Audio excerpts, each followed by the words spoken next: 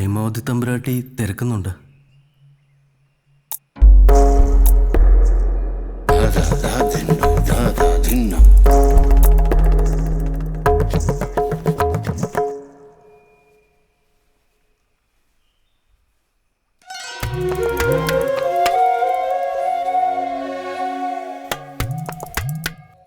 ഹരികൃഷ്ണ,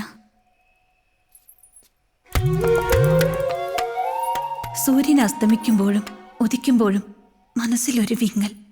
ഒരാണിനെ അറിയും മുൻപ് ഋതു നിലച്ചുപോയാൽ എൻ്റെ ആത്മാവ് ഈ കോവിലകത്ത് അലഞ്ഞു നടക്കും. നാഗക്കാവിൽ ശിലകളായിരിക്കുന്ന നാഗങ്ങൾ എൻ്റെ വിവാഹം മുടക്കുന്നത്രേ. ഈ ജന്മം ഞാൻ അവർക്ക് എന്താ ചെയ്തേ? ഞാൻ പൊയ്ക്കോട്ടെ.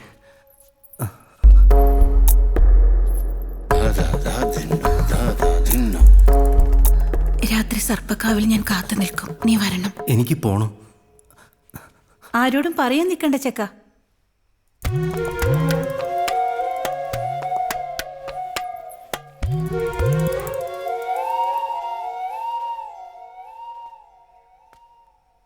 മോഹിനി,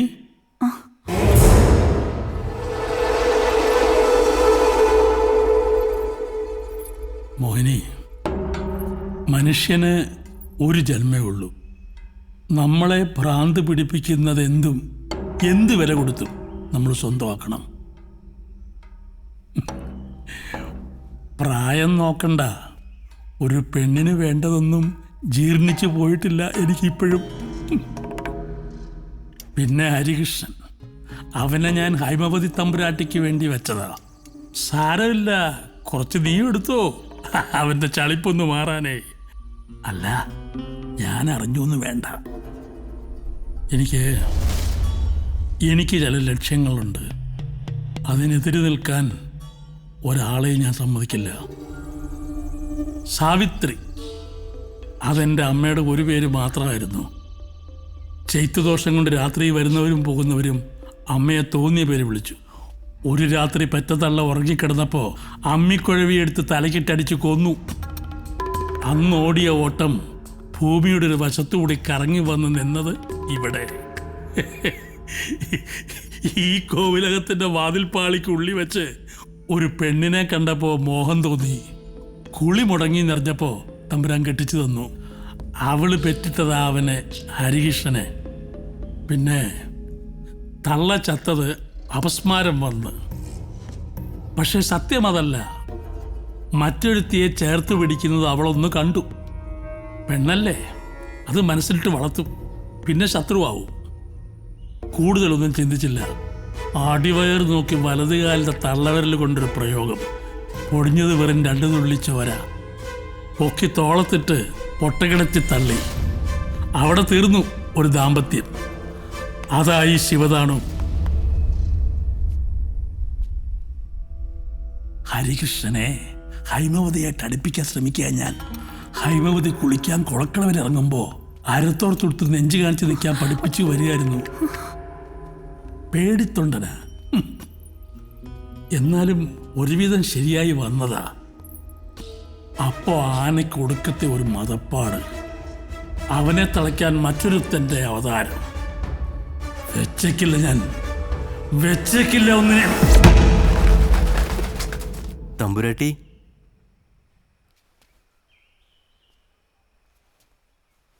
എന്താ ഹരികൃഷ്ണ? അച്ഛൻ പറഞ്ഞു കണക്ക് കൃത്യമായിട്ട് എഴുതി തമ്പുരാട്ടിയെ കൊണ്ട് എല്ലാ ആഴ്ച അവസാനം ഒപ്പിട്ട് വാങ്ങണമെന്ന്. ആനക്കാരൻ അബ്ദുള്ള എങ്ങനെയുണ്ട്? ഭ്രാന്തനാ.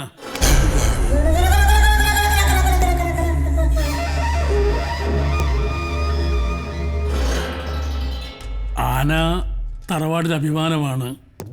പക്ഷേ ഇന്നത്തെ സാഹചര്യത്തിൽ ഇവിടുത്തെ വരുമാനം വെച്ച് നോക്കുമ്പോൾ അതൊരു നഷ്ടമാണ്. തമ്പുരാൻ ആനഭ്രാന്തുണ്ടായിരുന്നു.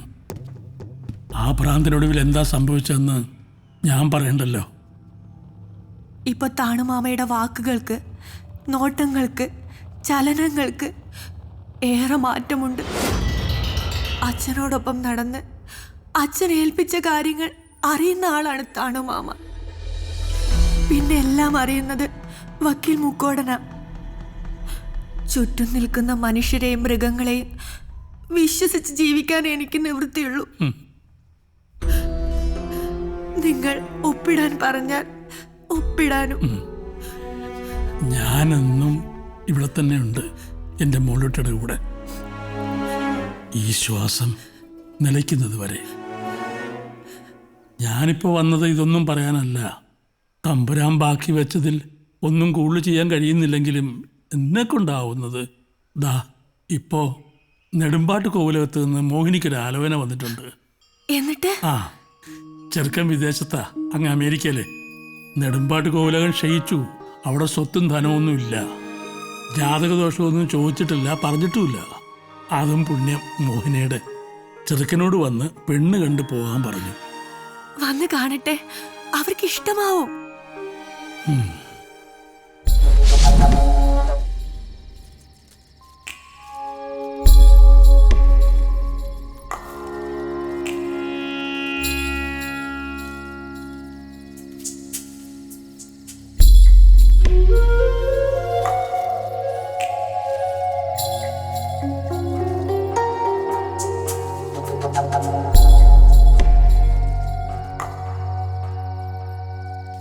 കണ്ടില്ലേ, കരിങ്കല്ലിൽ കൊത്തിവെച്ച വികാരങ്ങളും വിചാരങ്ങളും ഇല്ലാത്ത സർപ്പവിഗ്രഹങ്ങൾ.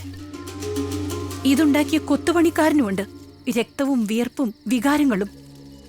ഇവിടെ ഇതിനൊക്കെ നിരത്തി പ്രതിഷ്ഠിച്ച ശാന്തിക്കാരനുമുണ്ട്. ഈ പറഞ്ഞതൊക്കെ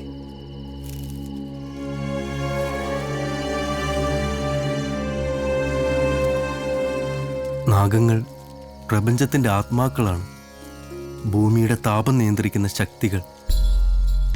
ഇങ്ങനെയൊന്നും പറയരുത്. ഒരാണിനെ അറിയാനുള്ള അടങ്ങാത്ത മോഹമാണ് എനിക്ക്. ഒരു രാത്രി നിന്നെ എനിക്ക് വേണം.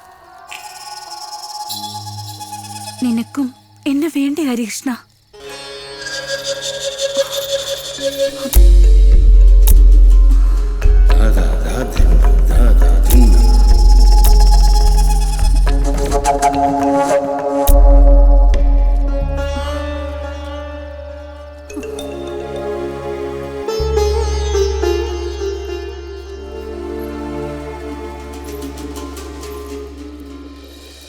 ഹരികൃഷ്ണ, നീ മജ്ജയും മാംസമില്ലാത്ത ശിലയാണോടാ? നീ നോക്കിക്കോ, എല്ലാ മോഹങ്ങളും ഉപേക്ഷിച്ച് ഞാൻ ഇവിടെ മരിക്കും. പ്രതികാരം അടങ്ങാത്ത ദുരാത്മാവായി ഞാൻ ഇവിടെ അലഞ്ഞു നടക്കും. ഒരു പുരുഷനും പെണ്ണിനും കൊടുക്കില്ല ഞാൻ ദാമ്പത്യം. ആ ശാപത്തിൽ നീയും വെന്ത് വെണ്ണീറാകും.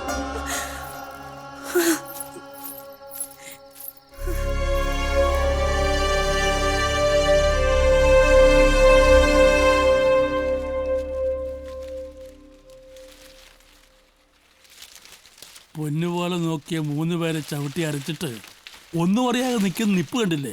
കള്ളപ്പിശാച്.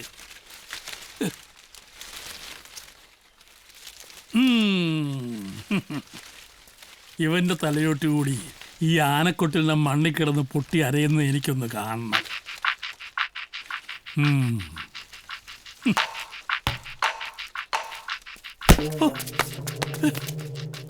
ശടാ, ഞാനല്ല.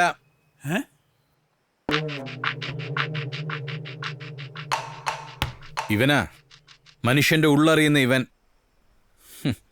ഒരു കാലത്ത് ഈ കോലത്തിന്റെ പടിക്ക് പുറത്തേ നിൽക്കുള്ളൂ മുസ്ലിങ്ങള്. ഭിക്ഷ പുറത്തു കൊടുക്കും, അത് വാങ്ങി തൊഴുത് പുറകോട്ട് നടന്നു പോവും. ഇപ്പോഴോ താനും അത്ര കേമത്തം പറയണ്ട.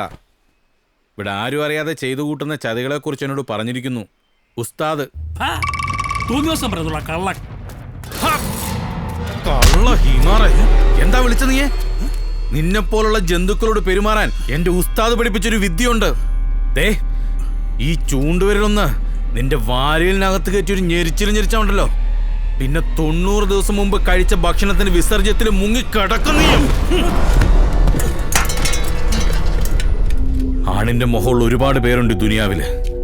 പക്ഷെ ഈ നിൽക്കുന്ന കൊമ്പന്റെ നഖത്തിന്മേലൊരു കട്ടുറുമ്പ് കയറിയാൽ പോലും അറിയുന്ന ഒരാണുണ്ട്. അതെന്റെ ഉസ്താദാ. ആ ഉസ്താദിന്റെ ശരീരമേ ഇവിടുന്ന് പോയിട്ടുള്ളൂ. മനസ്സ് വിടാ. ഈ കോവിലകത്തിന്റെ മുക്കിലും മൂലയിലും.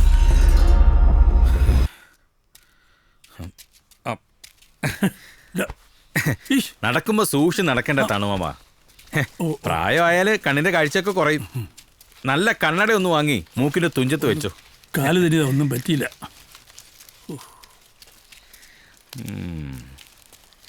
നല്ല തങ്കപ്പെട്ട മനുഷ്യൻ അല്ല തമ്പുരാട്ടി?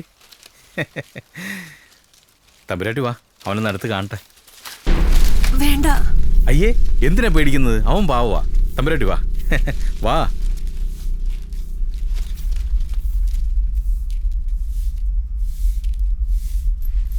പേടിക്കാണ്ട് വാ.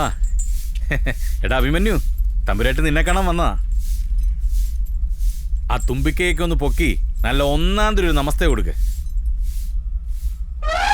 ആ തമ്പുരാട്ടി, അവനെന്തോ പറയുക.